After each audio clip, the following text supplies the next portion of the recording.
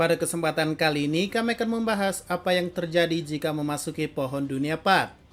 Sebelum masuk ke pembahasan, bantu kami dengan klik subscribe dan like-nya ya. Oke, jadi mari kita mulai saja pembahasannya. Jadi kemarin ada yang nanya gini, bagaimana jika pohon bercahaya tersebut dimasuki? Apakah pohonnya itu padat seperti pohon pada umumnya atau bagaimana? Nah, sebelum jawab, kita mulai dulu dari asal-usul pohon ini bisa tercipta. Pada awalnya setelah Ymir mendapatkan kekuatan Titan, wujud pohonnya belum ada. Namun setelah Ymir mati dan tubuhnya dimakan oleh ketiga anaknya yaitu Maria, Rose, dan Sina, di dalam dunia kematian atau Pat atau jalur, sebutan untuk tepat Ymir tinggal setelah mati. Dari sanalah ia melihat ada pohon cahaya dengan 3 cabang. Yang dimaksudkan artinya adalah 3 cabang adalah 3 kekuatan Titan yang sudah diturunkan kepada ketiga anaknya tersebut. Lalu kemudian cabang pohon tersebut menjadi semakin banyak, karena ketiga anaknya mewariskannya pada anak cucunya hingga sampai ke era modern yaitu era Eren dan kawan-kawan. Nah, itulah asal-usul pohon ini bisa tercipta. Intinya Ymir pada dasarnya harus mati dulu sebagai pewaris pertama Titan, kemudian ia bisa memasuki dunia ini. Dan pohon tersebut melambangkan kekuatan Titan yang ia dapatkan, semakin menyebar melalui cabangnya, dan terus ada. Dan kembali ke pertanyaan awal, apa fungsi pohon itu? Apakah bisa dimasuki? Nah, sampai Attack on Titan tamat, jawaban pasti tentang pohon ini masih belum ada jawaban. Tapi di sini kami akan menjawab berdasarkan teori dan tentu saja dasar yang ada. Jadi sebelum lanjut, sebenarnya sudah pernah kami bahas pada video ini. Nah, jika sudah nonton, maka mari kita lanjutkan.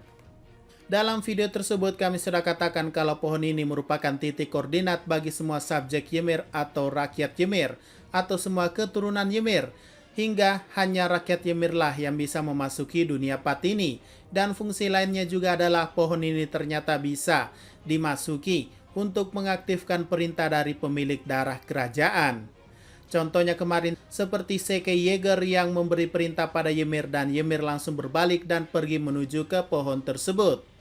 Artinya jawabannya adalah pohon bercahaya tersebut bisa dimasuki. Oke, sekarang jawabannya udah ada dan mungkin muncul pertanyaan baru. Setelah dimasuki, apa yang terjadi? Nah, ini juga sudah ada jawabannya di video sebelumnya. Kalau dimasuki, apapun yang diminta akan jadi kenyataan.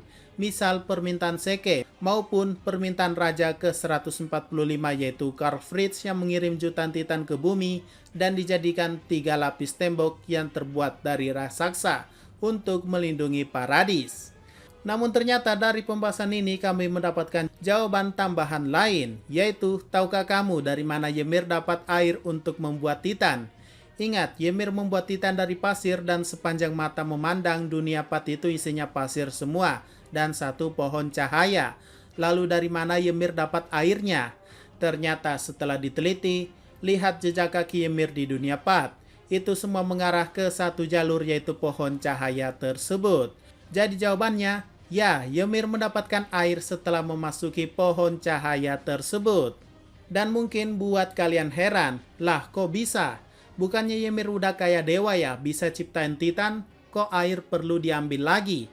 Nah, ini dia masalahnya. Ingat, Ymir bukanlah dewa maupun budak. Itulah perkataan Eren.